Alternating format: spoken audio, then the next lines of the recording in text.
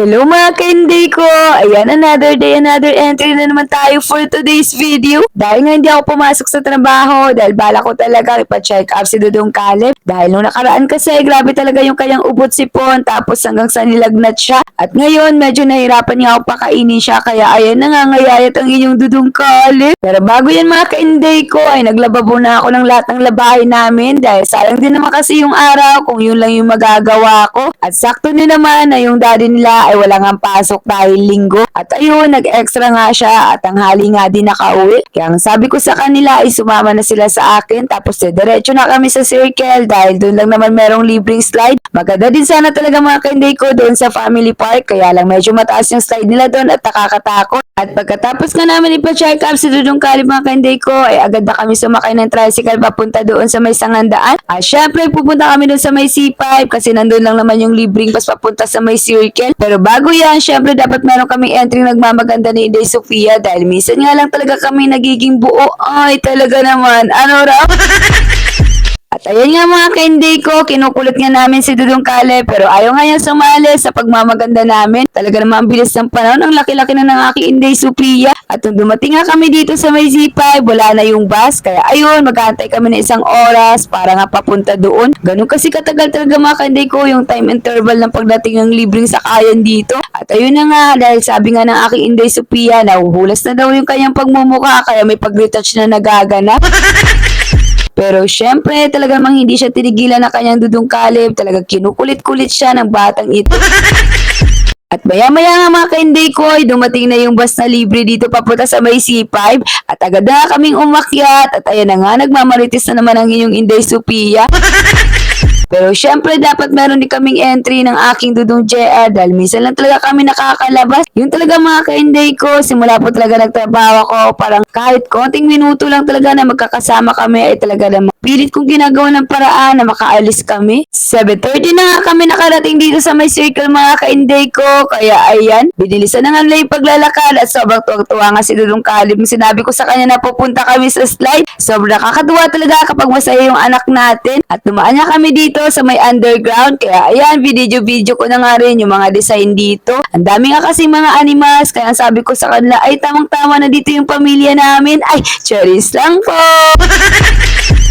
Pinaglakad na nga rin namin dyan si Dudong Caleb dahil sabi ko sa kanyang daddy, mas maganda yun na-enjoy niya yung paglalakad niya papunta doon sa may circle. Sa totoo lang mga ka-Inday ko, bilang lang talaga sa daliri namin, yung time na nakakaalis kami ng buo. Madalas kasi kabilang ng mga bata tapos hindi kasama yung daddy nila. Kaya ngayon talaga mga ka-Inday ko, kapag merong time, ang sabi ko sa kanila ay talagang gagawa kami ng moment at talagang magkakasama kaming apat. Kasi naman mga ka-Inday ko, apat nga lang kami, talagang nawawala pa yung isa. Kaya ang sabi ko sa kanilang daddy, talagang sumama na siya. Naglakad nga lang kami doon sa may banana kanina dahil sayang din ako kasi yung pamasahe kapag sasakay pa kami mula doon tapos bababa din kami sa may simbahan. Kaya buti na lang talaga kahit biglaan at wala sa plano ay natuloy yung pagpunta namin dito. Syempre hindi mawawala ang entry ko mga day. Alam nga naman sila lang laging may video. Paano naman ako? I-vlog ko to. Kaya kailangan meron din talaga akong entry. Ay talaga naman.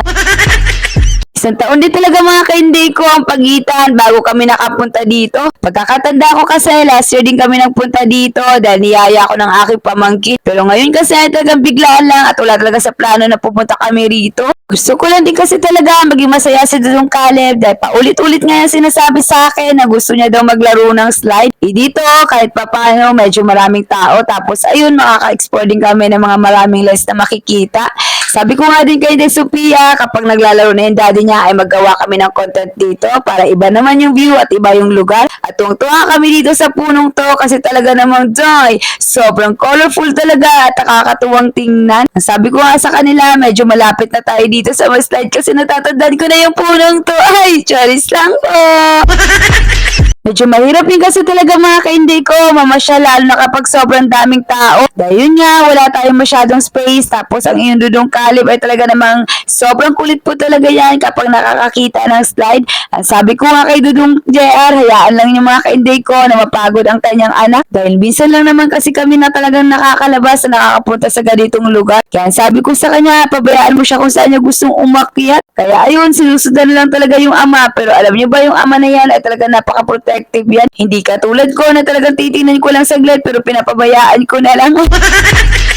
Charis lang po. Kaya ang sabi ko sa kanya, hala, puntahan mo lahat ng kulay, mag-slide ka dahil alam mo naman anak, hindi pa natin alam kung kailan tayo makakabalik dito pero pinapangako ko sa iyo kapag wala kaming pasok sa trabaho, talagang babalik tayo dito para mag-slide. Wow. Tuwang-tuwa kasi na talaga si Dudong Kalib mga ka-Inday ko, mag-slide ng mag-slide kasi yan po talaga yung palagi niyang nire-request sa amin. Doon naman kasi sa merong binabayaran na merong mga bola-bola, natatakot talaga siya. Dito kahit papano, sanay na siya, tapos sobrang dami pa mga bata, kaya mag-e-enjoy talaga siya. Ayun nga, pinabayaan na lang namin na mag-slide siya na mag-slide sa sarili niya dahil para naman lumaking independent katulad ng ate niya. Ay, talaga namang sinasanay na. So, yun talaga mga ka-Inday ko. Sobrang nakakatuwa din talaga sa ating mga magulang kapag masaya yung ating mga anak. At gusto ko na rin palang gamitin yung pagkakataon nito na pasalamatan yung mga kapwa ko content creator na nagsishare ng aming mga video. Yung mga na-inspired sa pagiging isang content creator ko.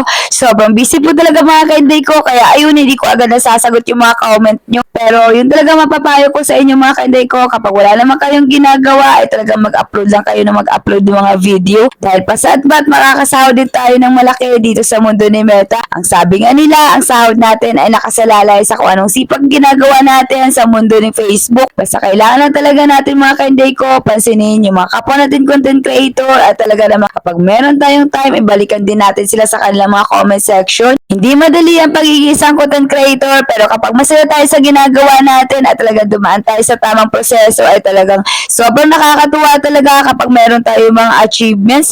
Sa ilang mga ka-Inday ko, galingan lang natin ang pag-upload at palagi lang tayong magdasal na balang araw.